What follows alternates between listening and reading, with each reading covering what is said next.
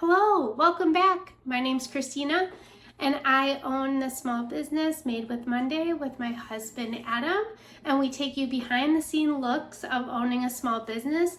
Today is going to go a little bit different. Typically I take you over the course of a few days, but today we're just focusing on one thing, and that is our numbers. So in the beginning of each month, I take a look at last month, how well we did or how well we didn't. Look at those numbers and then try to make projections for July. And I'm going to take you a behind the scenes look on how I make those numbers and how I even look at numbers that aren't necessarily just dollar amounts to help understand the growth and areas I need to focus on in a small business. So I really just wanted to make a shorter YouTube video today just talking about the numbers because I do think they're so important, but I also think it's important for people who are just starting out that it's so discouraging to look at all the financial numbers. Those are so important, and we're going to go over those today too, but it's also important to track the other things like social media, to track how your activity is on Etsy, how your activity is on Shopify, or wherever you're selling. If it's at markets or if it's on a different platform, tracking all of that data can help you see the bigger picture, what things you can maybe focus on more, and really see those trends that you have going on.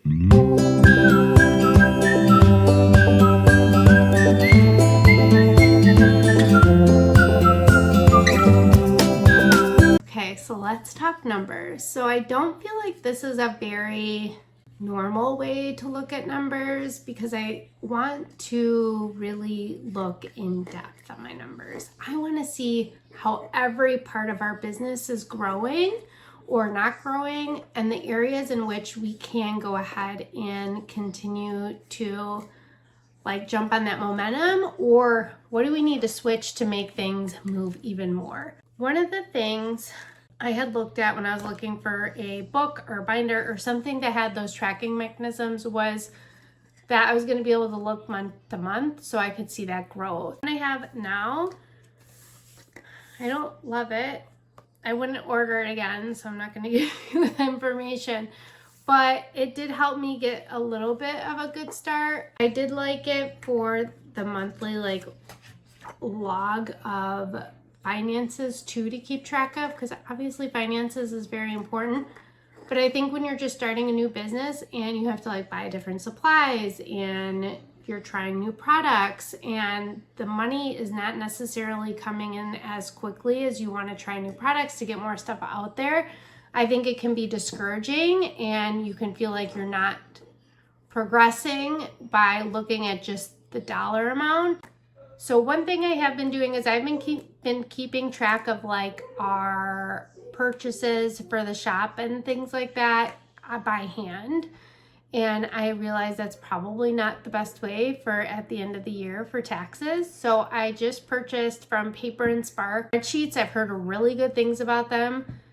And I already had their inventory spreadsheet, which has helped me a lot. And so I decided, I knew she was having a sale this week, so that's why I bought it. There's a lot of tutorials I have to go through, so that is a priority for this week too. But that is another tool that I just wanted to mention. There's a lot of tools out there for end of year tax time, but this is something I don't want to get too far behind on, because then I know it's just going to be more and more work for me to catch up on. I'm going to have to catch up on 6 months, but at least it's been not as crazy of 6 months, and instead of catching up at the end of the year.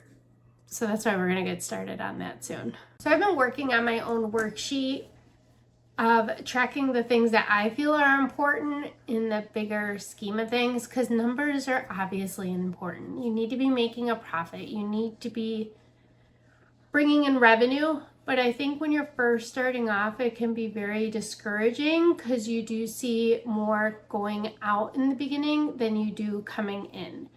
So I think for me, logically, when I was first starting too, was I need to look at all the numbers. So that includes social media numbers, that includes views on Etsy, visits on Etsy's, favoriting of items on Etsy, and just looking at all those numbers together to see progress going in an incline helps know that you're on the right track, because I think it can be really overwhelming, especially when you're just starting on a platform like Etsy, because seeing those numbers, I think, make a difference, because you're not so focused on the dollar amount, because the dollar amount is important. That is what keeps your business floating. That is what you need to work on as well.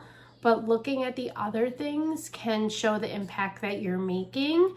So if you do have a slower month, but you notice, wow, I got 20 new Instagram followers, that's great. That's 20 more eyes on you and your products, and that's something to be celebrated, even if you didn't have the best month. So I think it's important to keep track of those things over time. So I've actually created 2 sheets that I think help me, and I'll link those down below so you guys can take a look at them too. But it includes Instagram, so I can count how many followers I have, Facebook, so I can count how many followers I have, TikTok and TikTok likes, Pinterest, email subscribers, and how many, so I can track those month over month and see how it's been going. I also track views and visits on Etsy, as well as favorites, follows, order numbers, and the amount of revenue for each month, and then orders and revenue on my Shopify. I also think you could track how many times you post on social media. So if right now you're maybe posting once or twice a week, you may want to increase that to 4 or 5 times a week. And that could be then a posting goal for you, is I'm going to post 4 times a week, keep tally of it. And again, that keeps pushing you forward. So I think there's a ton of different ways you can challenge yourself by looking at what you're currently doing now and what you can do to improve. So I do it that way. And I know that a lot of the data is like already in there, but I feel like just the method of just plugging in those numbers really help visualize that for me. And then I can see that month over month in one place and just keep that handy and always have that to look back on as a motivator and something that is inspiring to myself. That's just in addition to what we do monthly, but then we go ahead and turn around, and after looking at all that information, we set July goals, and I set them realistic. I want to achieve my goals, but I also do some push goals that may be harder to achieve. And I do things such as number of orders in a day. That's great to just remember and look at and be like, wow, I sold that many orders in one day. That's great. So looking at that, how many days in a row we've sold, which I've done that too, and just keeping those numbers in mind, because even though those aren't strictly revenue, it is all moving to the right direction. Just like tracking the listings, making sure that we're continuing to post new stickers is important. We set our goals for how many orders we want to sell this month, how much revenue we want to make this month, how many days in a row, how many orders in a day. So we set those goals. And then I also have like a list of the highest amount of money we earned in a day. So I always am in the back of my mind, like, let's try to beat that. Or how many stickers do we sell in one order? Let's try to beat that. So I always keep those things in the back of my mind, because again, I'm competing with myself and only myself, not any other shop out there, but just competing against myself from the year before or the month before. Since I don't have a year before, I'm really competing right now with the month before, and next year I'll be able to look at that July to this July, June, and come up with better numbers once I know. From my understanding in the craft world, it is pretty slower in the summer, and then it picks back up in August, September, October, and like till Christmas. So right now I do have that in the back of my mind too, of not setting unrealistic goals. Just because June was good does not mean July will be good. People are traveling, it's the 4th of July, the holiday, things like that. So you just don't know what it necessarily will look like. Hoping for the best this month. I also have my orders total number on my whiteboard that I keep track of too. If you've seen any of those Shopify counters, I really want one, but my Shopify numbers are not where it needs to be for me to even think about a counter. I told myself that I'd have to have 100 Shopify orders for me to get a counter.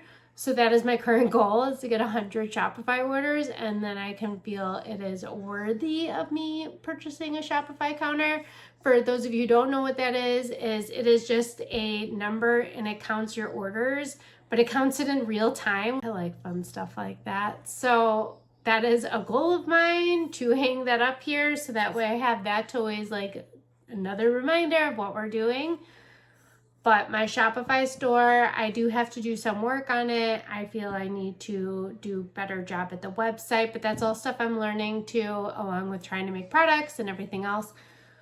When you're a small business working by yourself, those are a lot of the things that you have to think about, but I try to prioritize the bigger tasks like that every week, so that way I do start working towards them, but sometimes they're not number one priority. And if you liked this video, a little bit shorter, but also just some information on small business numbers and just some different ways that we approach it, please like, comment, subscribe. Let me know that this is something you're interested in learning about more, and we can always provide other content of the behind the scenes that we do and those sort of things, that they're helpful for other small businesses or people who are just interested in learning about a small business. I just hope that this really encourages people to keep going and to also know that there's so many other numbers you can be looking at besides just a bottom number. So let me know if you guys have any other questions, and I will have a standard vlog here again on Monday, so check it out.